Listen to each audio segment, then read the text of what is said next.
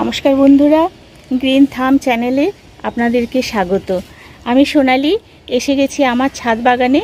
আমি কিছু বেগুন গাছ আর লঙ্কার চারা এনেছি, সেগুলো লাগাবো বলে এই যে 4টে বেগুনের চারা এনেছি, ভালো কোয়ালিটির বেগুনের চারা। এই চারাগুলো আজকে আমি লাগাবো এবং এর মানে প্রতিস্থাপন এবং এর যত্ন কিভাবে নেবেন সে বিষয়ে কিছু আলোচনা করব। চলুন সঙ্গে থাকুন, ভালো লাগলে অবশ্যই লাইক কমেন্ট করবেন। চলুন তাহলে। এখন আমি শুরু করে দিয়েছি এবার শীতকালের কিছু সবজি লাগানো। আমি বীজ থেকে জার্মিনেট করে কিছু গাছ করি, আবার কিছু গাছ চারা কিনে নিয়ে আসি, কারণ জার্মিনেট করা থেকে চারা ছোট থেকে বড় হওয়া পর্যন্ত বেশ অনেকটা সময় লাগে এবং সেই সময়টা খুব ছোট বাচ্চাদের যেভাবে মানুষ করতে হয় সেই রকম ওদেরও মানুষ করতে হয়। সেটা অনেকটা সময় সাপেক্ষ এবং যথেষ্ট কেয়ারফুল আর কি থাকতে হয়। সেই জন্য আমি বেগুন গাছের কয়েকটা চারা এনেছি, এখানেও বেগুন আর লঙ্কা গাছের চারা এনেছি। আজকে আমি বেগুন গাছের পরিচর্যা নিয়ে কিছু কথা বলবো। দুটো টব নিয়ে নিয়েছি, 4 ইঞ্চি আর একটা 6 ইঞ্চি, আর এই দুটো বেগুন গাছ নিয়েছি। বেগুনের গাছ লাগাতে গেলে আপনারা বীজ থেকেও জার্মিনেট করতে পারেন, আবার চারা কিনে এনেও করতে পারেন, কিন্তু আমার মনে হয় বীজ থেকে করার থেকে চারা কিনে এনে করা অনেক বেশি ভালো। তো সেই জন্য আমি বেশ ভালো কোয়ালিটি দেখে নিয়ে এসেছি। এগুলো হচ্ছে হাইব্রিড কোয়ালিটি, যেহেতু আমরা ছাদে করব সেই জন্যে একটু ভালো কোয়ালিটির গাছ না হলে কিন্তু ছাদে তো বেশি গাছ করা যায় না। ছাদে যে গাছই করি সেই গাছগুলো কিন্তু একটু হাইব্রিড কোয়ালিটির বা ভালো কোয়ালিটি দেখে আমরা বসাই, যেটা সব থেকে বেশি সেরা, সেই সেরা গাছটাই কিন্তু নিয়ে এসে আমরা বসাই, কারণ যেমন তেমন করে হয়ে যাবে সেভাবে তো করলে হবে না। তো আমি 4টে গাছ এনেছি বেগুনের, তার মধ্যে দুটো এখন প্রতিস্থাপন করে দেখাবো। তো তার জন্য আমি নিয়ে নিয়েছি দুটো টবের মধ্যে নিচে ছিদ্রটা ওই যে টবের মানে কুচি দিয়ে আর কি পূরণ করে, সবাই সেটা জানেন, বালি দিয়ে নিয়েছি অনেকটা। আর এর মধ্যে এখন তো সবই ছোট চারা, সেই জন্যে এখন এই মিক্সারটা আমি দেব। কিছুই নয়, কোকোপিট আর ভার্মি কম্পোস্ট সমান পরিমাণে দিচ্ছি, আর তার সাথে 1 মুঠো মতো বালি নিয়ে নিয়েছি। তো ড্রেনেজ সিস্টেমটাও ভালো রাখতে হবে, অনেকখানি বালি দিয়ে নিয়েছি। তো এখন যেহেতু গাছগুলো খুবই ছোট, সেই জন্য এখন এর কোনো মাটির মিডিয়া আমি দিলাম না। এই গাছটা এইভাবে আমি একটু রিপোর্ট করে দেখাই।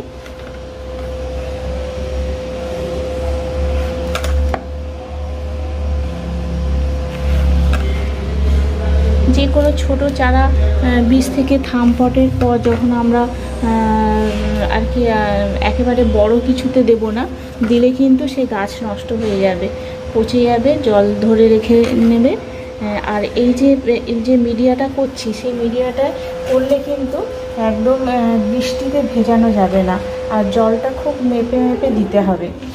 তো এখন আমি এই নেট পটের এটা আছে, এটা আমি এখন বসিয়ে দেব।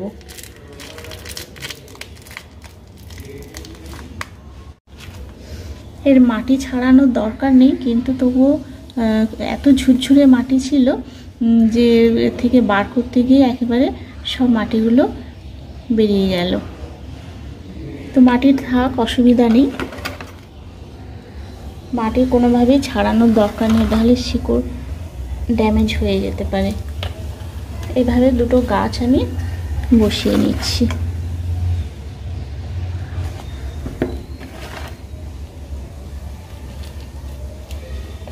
কোকোপিটে চারাকে লাগালে কিন্তু খুব ভালো হয়। কোকোপিটের সাথে তো ভার্মি কম্পোস্ট আছে, খাবারটাও পেয়ে যাচ্ছে, নাইট্রোজেন, ফসফরাস, ক্যালসিয়াম সব কিছুই পেয়ে যাচ্ছে এর মধ্যে। তো এইভাবে আমি লাগিয়ে দিলাম, আর একটু লাগবে।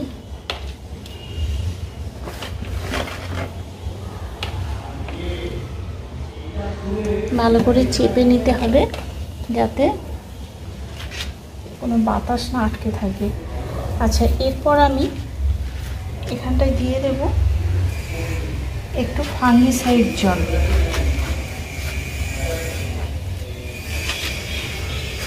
আমি সাপ ফাঙ্গিসাইড গুলে নিয়েছি, এখানটায় দিয়ে দিচ্ছি, কারণ আজকে বৃষ্টি হচ্ছে,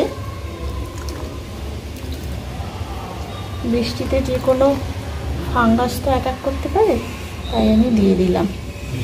এইভাবে আপনারা যে কোনো গাছ ফার্স্ট পটিংটা এইভাবে করতে পারেন। তারপর এটাকে বড় হলে এটাকে মোটামুটি 1 মাস রেখে দিতে হবে এই পটে। এইটা তবুও বড় হয়ে গেল, বড় পট হয়ে গেল, এই সাইজটা হলে সব থেকে ভালো হয়। তো সেই সবসময় সব সাইজ কাছে থাকে না, তাই বসাতে হলো। তো এইভাবে পটিং করার পর এটাকে 1 মাস রেখে দিতে হবে। এটা দেখতে হবে পাতা ছাড়ছে কি না। এখান থেকে কিন্তু অন্তত 4-5টা পাতা 1 মাসের মধ্যে ছেড়ে যাবে। এবার যখন দেখব গাছটা শক্তপোক্ত হয়ে গেছে, ভালো করে পাতা ছেড়ে গেছে, তখন কিন্তু এটা 2G কাটিং করতে হবে।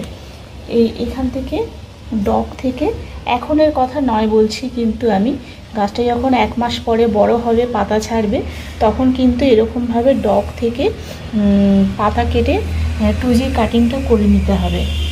তারপর সেটা যখন সেখান থেকে যখন আবার 3টে কি 4টে পাতা আবার ছাড়বে, তখন সেটাকে আরেকটু বড় টবে বসাতে হবে।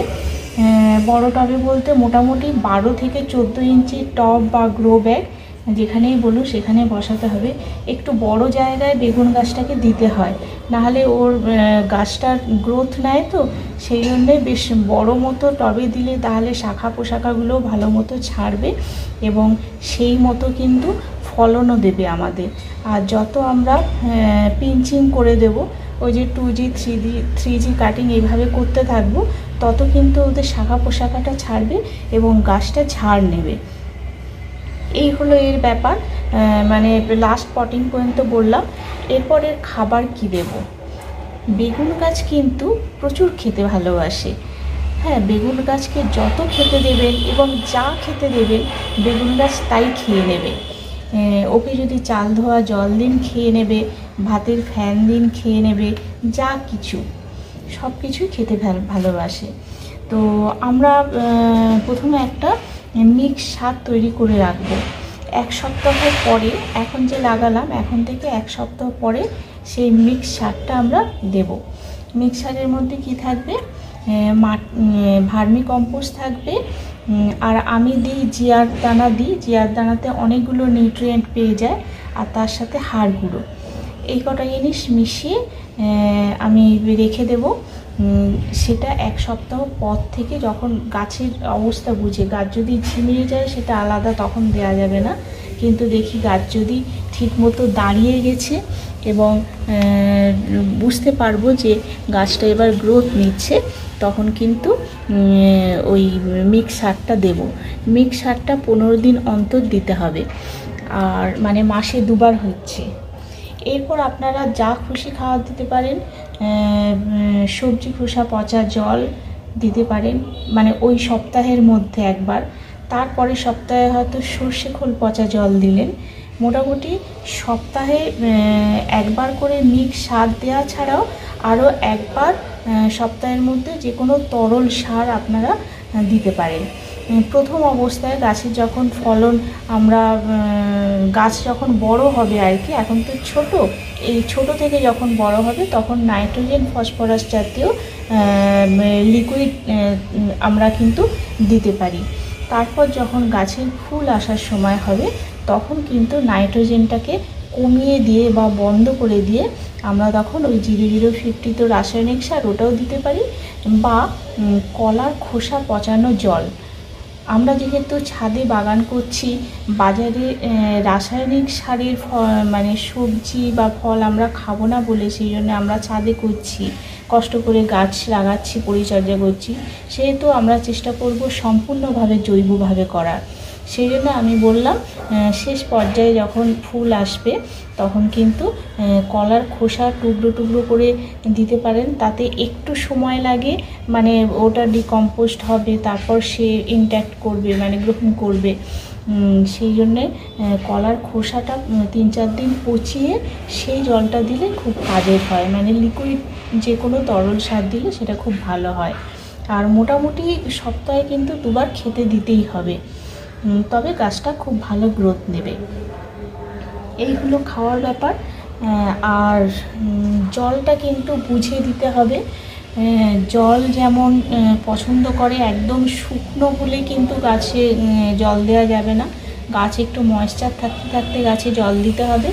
আবার খুব বেশি জল হলেও কিন্তু গোড়া পচে যেতে পারে, সেটা একটু সাবধান, সেটা সবাই জানেন যারা গাছ করে।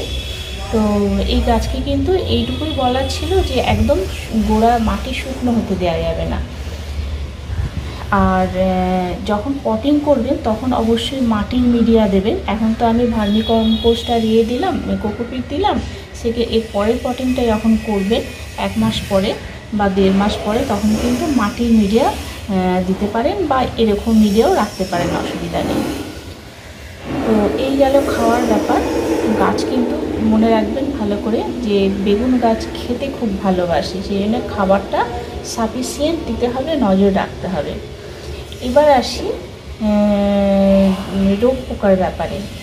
বেগুন গাছ, লঙ্কা গাছ, এগুলো কিন্তু ভীষণ পোকা আক্রমণ করে। পাতা ফল ছিদ্রকারী পোকা, ল্যাদা পোকা, তারপরে নানান ধরনের পোকা কিন্তু মাইটস এই ধরনের আক্রমণ করে। সেই জন্যে কখন পোকা ধরবে সেই অপেক্ষা না করে আমরা প্রত্যেক সপ্তাহে কিন্তু ফাঙ্গিসাইড, পেস্টিসাইড, ইনসেকটিসাইড এগুলো দেব। 1 সপ্তাহে ফাঙ্গিসাইড দিলাম, তারপরের সপ্তাহে ইনসেকটিসাইড, এইভাবে কিন্তু দিয়েই যেতে হবে। কখনো কখনো সপ্তাহে 2 বারও দেওয়ার দরকার হতে পারে, কিন্তু সম্পূর্ণভাবে জৈবভাবে করার চেষ্টা করবেন। আমি রেকমেন্ড করব যে আমি যেটা করি ব্যবহার আর কি, নিম তেল আর কাকা, এই দুটো আমি সবসময় সবজি গাছে দিই। প্রত্যেক সপ্তাহে নিম তেল দিন, বা 1 সপ্তাহ নিম তেল দিলাম আর 1 সপ্তাহ কাকা দিলাম, এইভাবে কিন্তু গাছটার পরিচর্যা করব। কাকাটাকে আপনারা 20 ফোঁটা মতো 1 লিটার জলে দিয়ে স্প্রে করে দেবেন, আর নিম তেলটাও তাই 5 ml মতো দিয়ে সেটাকে স্প্রে করে দিতে হবে। তো এই হচ্ছে। তারপর যদি আরও অন্য কোনো দরকার হয় ট্রিটমেন্টের, সেটার বিষয়ে আমি পরে আসছি। আজকে আমি ভিডিও বেশি বড় করব না। আর 2 দিন আমি বৃষ্টি হচ্ছে, এখন আমি তো ছায়াতে রাখবই। এরপর যখন রোদ উঠবে গাছ কিন্তু রোদে বার করে দিতে হবে, কারণ এই গাছ কিন্তু রোদ ভালোবাসে, কারণ এটা শীতের কিন্তু বেগুনের চারা। এই গাছ রোদ প্রচুর ভালোবাসে, সেই জন্যে রোদের মধ্যে এটাকে পরে রেখে দিতে হবে, নাহলে গাছ বড় হয়ে যাবে কিন্তু গাছে ভেজিটেটিভ গ্রোথ যেটা, সেই গ্রোথটা কিন্তু ভালো হবে না। আর তাহলে গেল পিঞ্চিং, গেল খাবার, গেল ওষুধপত্র, গেল আর কিভাবে রাখবেন সেটাও বলে দিলাম। এরপরে আর এর বিশেষ কিছু বলার নেই। এর পরবর্তী কোনো আপডেট আমি দেব, গাছ বড় হোক বা গাছের ফলন হোক। তবে বলছি, গাছ যদি ছোট অবস্থায় গাছে যদি ফুল চলে আসে তাহলে কিন্তু সেই ফুলটা নেবেন না, সেটা পিঞ্চিং করে বাদ দিয়ে দেবেন। আমিও তাই করি, ছোট গাছে কখনো ফুল নিই না। ফুল নিলে তখন গাছের গ্রোথটা কমে যাবে। গাছটাকে আগে ভালো হতে দিতে হবে, ভালো করে মানে ওর বৃদ্ধি হতে দিতে হবে, তারপর কিন্তু গাছে আমরা ফলন নেব। মানে এই যে এখন লাগালাম, এটা ডিসেম্বর জানুয়ারির দিকে গিয়ে আমরা ফলন নেব। তো এই হলো বেগুন গাছের পরিচর্যার কথা। বন্ধুরা, আপনাদের যদি এখনও না লাগানো হয়ে থাকে তাহলে কিন্তু চটপট লাগিয়ে দিন। এরপর কিন্তু শীতের আরও সবজি আছে, সেগুলো করতে হবে। আমি একে একে সব কিছুর ব্যাপারে আসব। আজকে এই পর্যন্তই, এর বেশি কিছু আর বলছি না, ভিডিও এখানেই শেষ করছি। নমস্কার।